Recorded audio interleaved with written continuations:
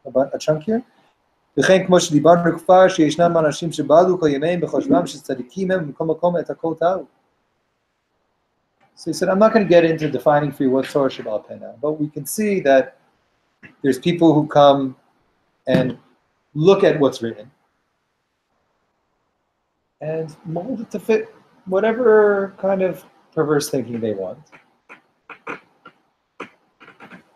And there's many people who spend their entire lives thinking that they're righteous, and the truth is they're missing the whole thing. What he's saying here is what can come out of the perspective that it's only a written Torah now. Once it's only a written Torah, so I can just take the words and play with them and turn them into what I want.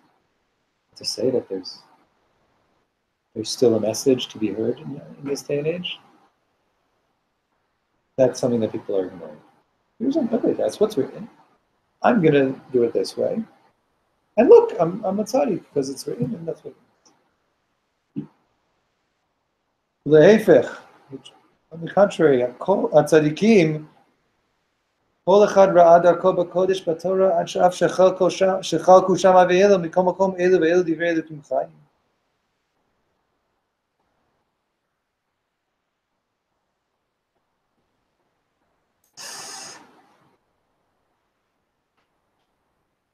Saying the true tzaddikim didn't just read the Torah and then assume that they're tzaddikim. True tzaddikim, each one found their own path within the Torah and recognized that the Torah has many different paths, to the degree to which Hillel and Shammai, you can see two opposite paths and say, there are different paths that are within the Torah, not by ignoring the Torah. So let's go. ולפי זה אנו רואים שאף שהתורה הקדושה כתובה מכל מקום עיקר התורה בעל פה. Even though the whole Torah is written, nonetheless, the main Torah is still oral. כי קרוב אליך הדבר מאוד בפיך ובלבבך לעשותו, וכל אחד כפי עצמותו כן רואה בתורה. Right, it says in Dvarim, the Torah, this matter, this thing, this Torah, right? It's not on the other side of the sea. It's not way up in heaven. It's extremely close to you. Beficha ubilvavcha la'asot, in your mouth and in your heart to do. Right? Oral. It's an oral Torah. But oral here means that it's something that touches deeply inside of you. Beficha ubilvavcha la'asot. It's something that, an oral Torah is something that reaches within to within you and brings you out from there.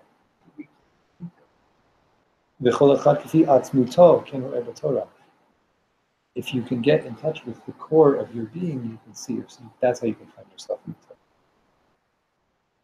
Not by a sort of distant manipulation of the words that are written, but through finding a resonance between your soul and the words. And that's why David HaMelech was begging God, please God, show me your path. I know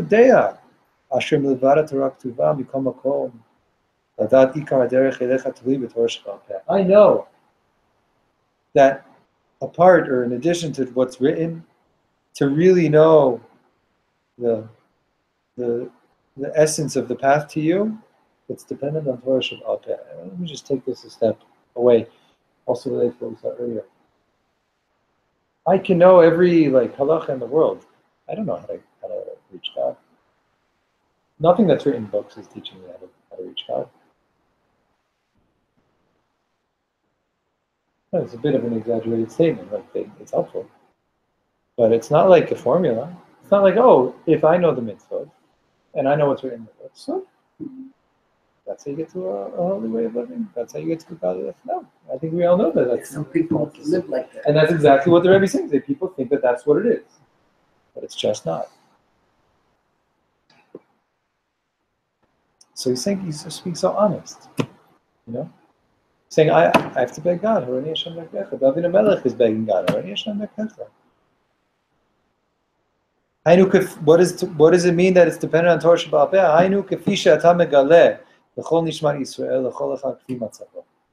The the way to you, to really come to you, it's dependent on the Torah that you can reveal to each soul of Am Yisrael, each and every one according to their own matzah, in their own place.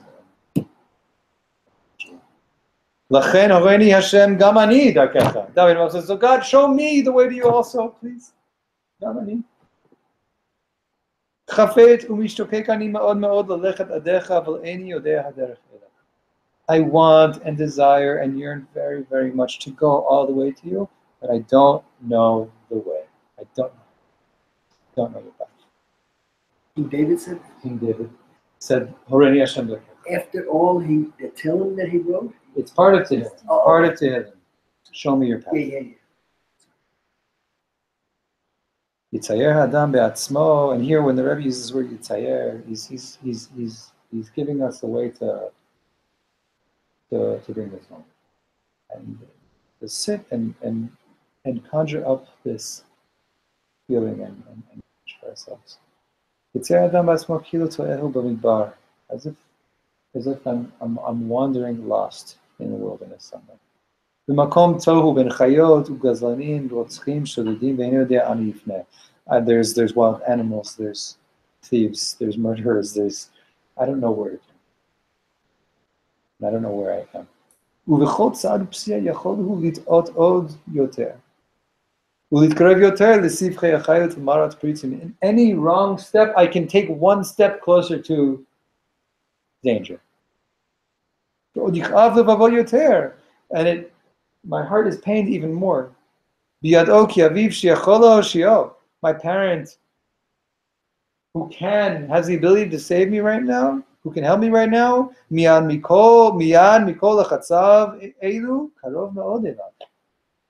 one who can save me from any of these things that are threatening me is so close to me. About I have no idea how to get to that parent. I don't know how to get there. But I know that they're so close. I just don't know how to get to them. How deep will the call and the cry be to this person who's lost, who knows that the parent is right near there? God, show me your path. Show me how to get to you. I want to come to you, so please, I need you.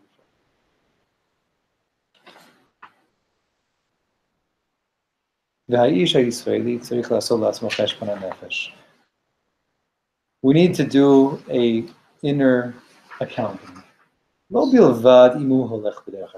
just about, am I walking on God's path? Am I doing the mitzvot right? I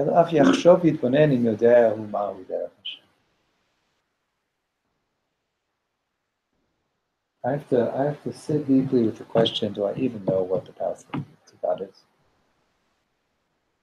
Take a real honest accounting. Don't even know where to go. Don't even know where to turn. Don't even know how to approach God. Rabbi Yochanan ben Zakkai, the Gemara, when he was on his deathbed, he was crying. He says, there's two paths before me, and I don't know which one I'm going on. If he didn't know, Rabbi Yochanan ben Zakkai didn't know at the end of his life which path he's on. What could we say better than him? In this world, there's so many convoluted paths. There's no clear map. So he's saying what we need to do is we need to just keep asking this question. This is, the basic tefillah of a human being in this world. The basic prayer of a person in this world is, I don't know how to get to you. Can you show me the way? Can you show me the way? Especially what we learned, really, like as time goes on and generations go on and our consciousness changes and our world evolves, and it's like not everything becomes less and less clear. Everything is less of a given. So what are we going to do? We're going to try to say, oh, but there used to be a road that connects from that town to that town, and maybe it's not there anymore, but we can pretend it is. No. He said, no, the place to start is to say, God, show me your way, because I don't know how to get it. And just this pasuk, I imagine that the Rebbe said this pasuk all the time. He wrote a song to it.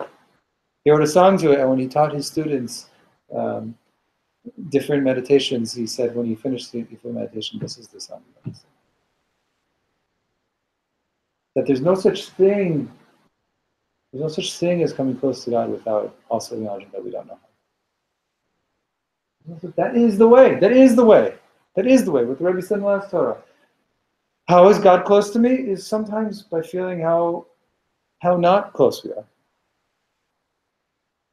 Right? Where does the desire to see a new way come from? Where does someone who I'm close with, when I feel the pain of not being really in with them right now? So that's what uncovers a new way to connect. Right? If the love between us, if the connection between us is real and it's worthwhile, so it sometimes takes that feeling to get to a deeper place, right? It takes that breakdown and the feeling of how painful that breakdown is and the full acknowledgement of it. Now, if I acknowledge that, all I feel is how far I am from that person. You see, but you know what's going on there? The ability to become closer is starting again. So I want us just to wrap up here. We're going to finish soon, but this is Chanukah. I'm historical level, as I talked earlier, but even the minhag of Chanukah is to bring the light to a very low place to the ground, between 3 and 10 tefachim. That's the according to Mekubalim, according to the Arizal, it's beneath 10 tefachim that we're supposed to bring the Chanukah, which Chazal says the Shekhinah never got to that low. God's presence hasn't reached that part of the earth yet. That's where you have to go and light your menorah. That's where you light your menorah. You bring your light into the place that God's light hasn't been. That's what the basic mitzvah of Chanukah is. And I'll say one more thing about this. I saw this today in learning the halachos of Chanukah. What determines how many candles?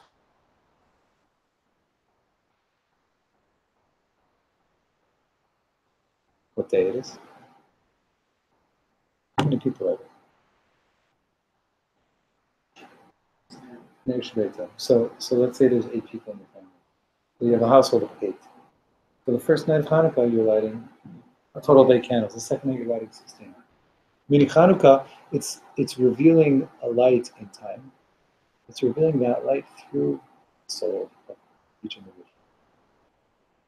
And what's creating the Ner Chanukah is the person who's living in this world right now and who's going through those days. Right? It's not just this generic blanket mitzvah of Chanukah, lighting light. It's like, no, each and every person's Ner Chanukah is what's being lit. That's what this mitzvah is. It's for your light to be lit on that day in this place and time. And without your light, you didn't do the mitzvah. You didn't do the mitzvah. Okay, you can fulfill the mitzvah if somebody else will say it. But the most beautiful way to do the mitzvah, it says the mahadrim in a mahadrim, right? Which is the way most people do it nowadays. To go all the way is that your light has to come. So I just wanted to take a moment here and let these teachings sink in a little bit. And hopefully, Chanukah will be. But Hanukkah is very spiritual. Here's a drush, I guess, with the dreidel. Mm-hmm. Dreidel, you spin and it comes from this way. Mm-hmm.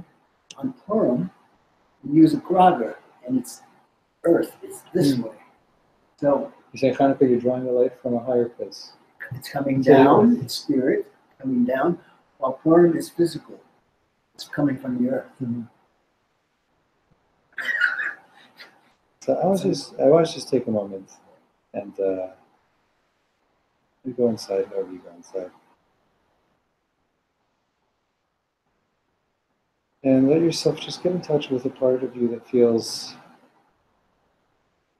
a little chaser, a little lacking, a little low. incomplete. Maybe it's something that you experienced recently. Maybe it's something that's paining you, relationship, an experience,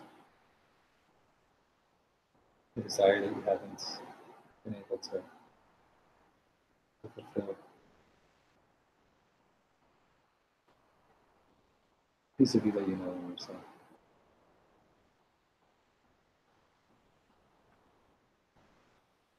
And it'll just be there.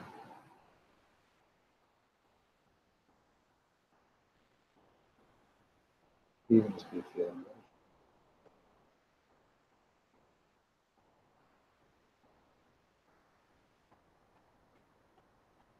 Without trying to move it away, without trying to extinguish it.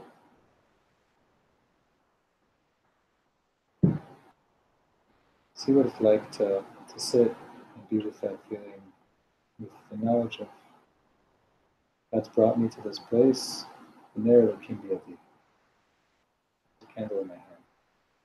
For some reason there's a light that I need to carry to this place.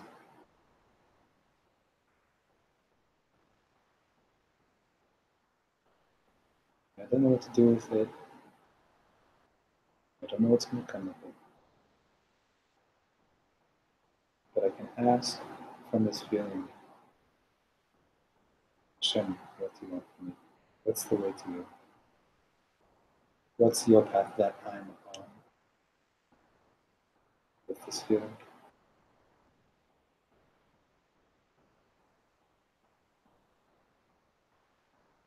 So you hold this, we're going to sing the Rebbe's Niggun to bring this forward. Sing the words of Hashem Yekecha. Don't know the words, you can just tell me. To pray from this place with Hashem.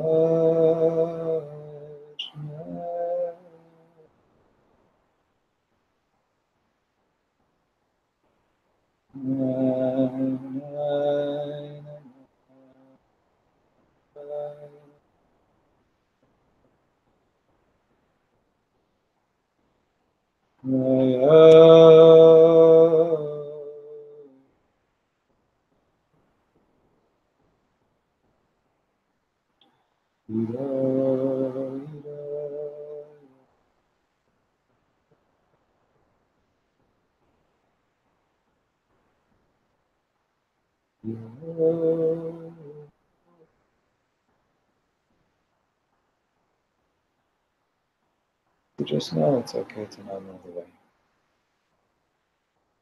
It's okay.